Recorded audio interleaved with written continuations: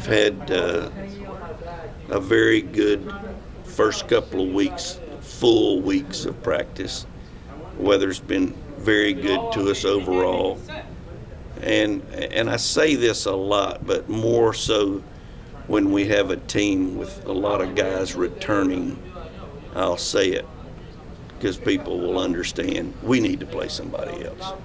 We're at the point where playing each other every single day, it gets old. We need to play somebody with a different uniform on. And I'm anxious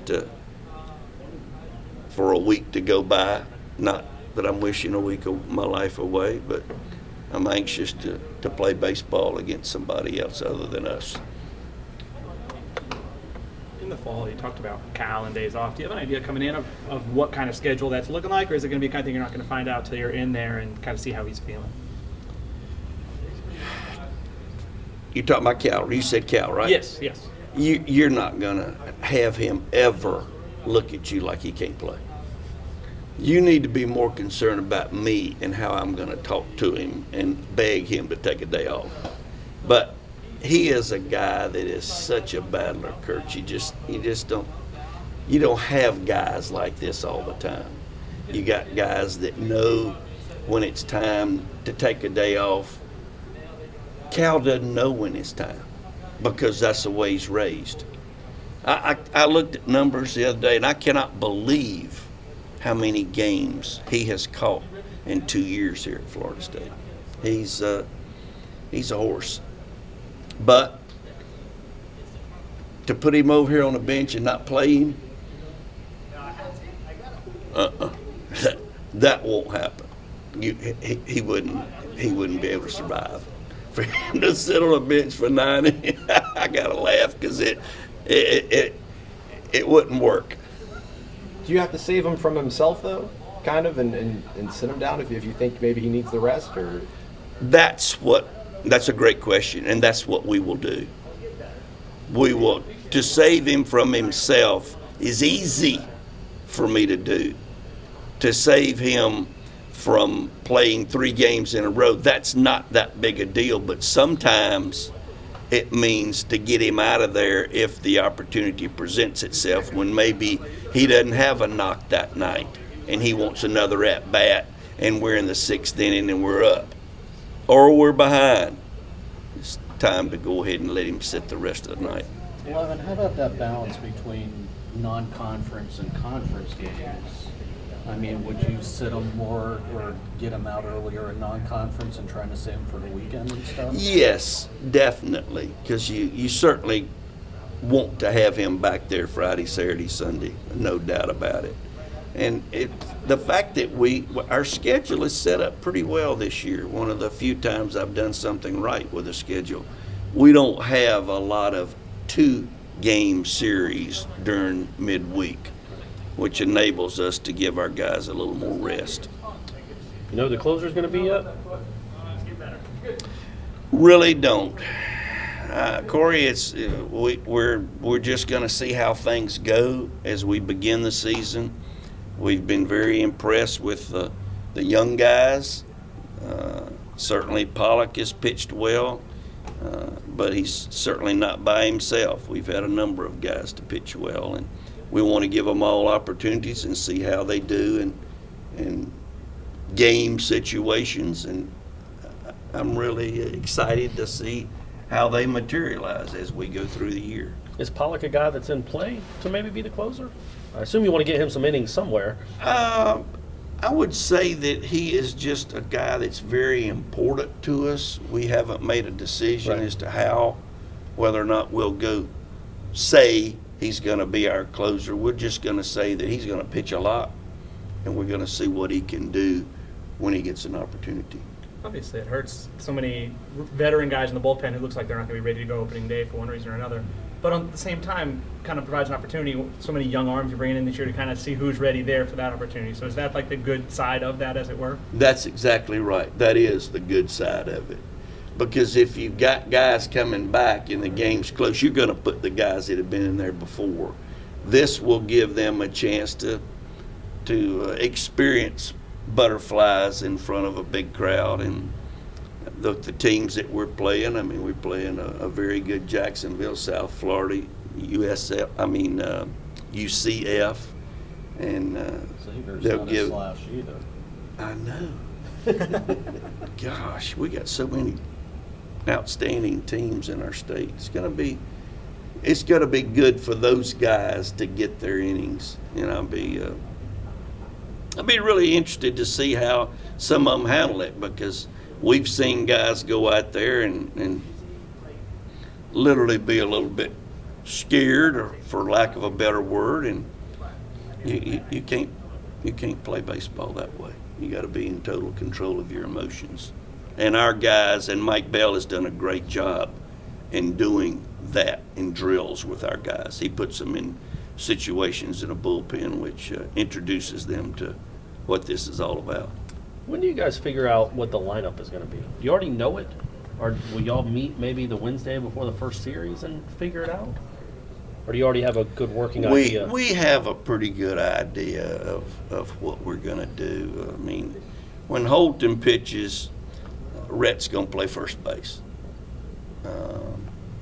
Second base was a question mark, but Rafael Bornegal is slowly but surely making a strong move to be the starter there. I call him Trenton because he's from Trenton, New Jersey. Mike Salvatore is going to be the shortstop, and we know who the catcher and the third baseman is going to be. You go to center field, we know that JC's going to be there. I don't think anybody's going to get J. Luke's job before opening day. Right field. You got some work to do. I would say that right field is still, as we open the season, will be a platoon situation. We're going to use Stephen some against right-handers, and we may even use Reese some against left-handers. But to begin the season, we're going to the first game, if they're both healthy, they're going lefty, and we're going to go with a Stephen, and then we'll go with Reese the next day against a right-hander. And then the DH? Is that Rhett? Is that Apple? Well, with Tyler pitching on Friday, Saturday they're throwing a right-hander. I would say there's a good chance that we will do some searching as far as whether we use Reese in right and DH Rhett, or use Rhett in right, play Holton at first base, and DH Reese, or whoever I'm looking for, another left-handed hitter. We've got, I think I said Reese twice, but anyway, I'm looking for another left-handed hitter, and it could be, we could go with the guy that runs very well, and Tyler Frey, center fielder. I think I'm leaving a pretty good left-handed hitter out. I'm trying to think of who it is, but no, they're all right-handed. So it's against a righty, we could start as many as 7 left-handed hitters. Right. That would be fun. I've always wanted to put 9 out there. I got 8 one night, and making substitutions. But I had taken one of the left-handed hitters out, and that was about 8-9 years ago. You got Quincy here now. I mean, I think Dylan was out here last time we were here. How nice is it for you to see guys who were so recently a part of this team kind of want to be here right after their time? You know, that is such a good question, because it means so much to me. They don't have any idea the way I feel when I see them out here, because this is what life and college experience is about. Quincy Naporti came in here. He played 3 years in our program. Went through some tough times, gained a lot of new friends, turned out to be the leader of our ball club last year. In fact, his attitude and approach to the game was a big reason we went to Omaha. And to see him out here talking to the guys, messing around, having fun, that's exhilarating to me. It truly is. What does something like that do, though, for these guys, the guys that knew him, and also the new guys having that experience around, even though they're not on the team? Well, it's a way that he gives back to the program, is influencing those guys in a positive way. He doesn't talk about trivial stuff. If he sees something that he knows can help the young man, he'll mention it to him. And that guy knows that he had success and he loves Florida State. That's a great influence on that young man to become the kind of player and person that we want him to be, because we want that young man to feel about Florida State the way we as coaches feel about Florida State. Coach, a week out, obviously fan day tomorrow. I mean, it kind of becomes more real when you see all the fans around and get to have a little fun before. It's always good to see people that I haven't seen in a long time. And the parents especially will be here, and brothers and sisters.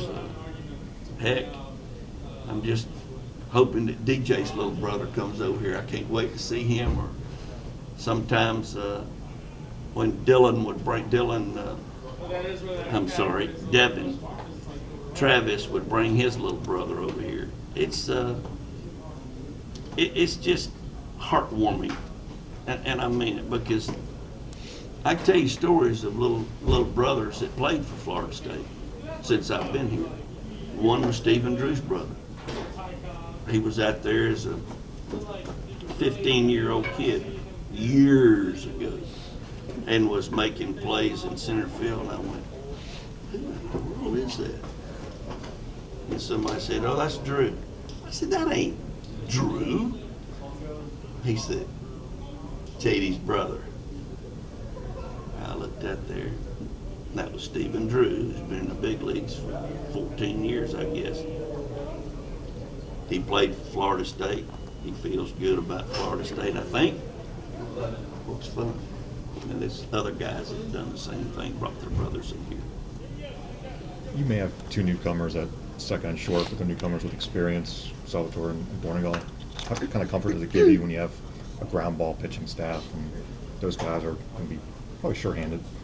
Yeah, we've got to get more consistent. There's a lot of things about our ball club that we're concerned with, and consistency is one of them. I've seen a lot of improvement in the last 2 weeks when we're able to get out here and go over things on a daily basis, and that excites me, because you always want to feel like if you get beat, the other club beat you. You didn't give them extra outs. And with our pitching staff, we have to understand we can't give a club extra outs and expect to win. We've got to, we know that the game is usually won as a result of a mistake, and we got to be strong enough, if it does happen, to overcome that and be able to go to the next hitter, be able to want the next ground ball hit to you instead of seeing that guy. That's normally when you see a guy do that as a clear giveaway. Oh my gosh, don't hit me one. That's wiping that sweat off my hand.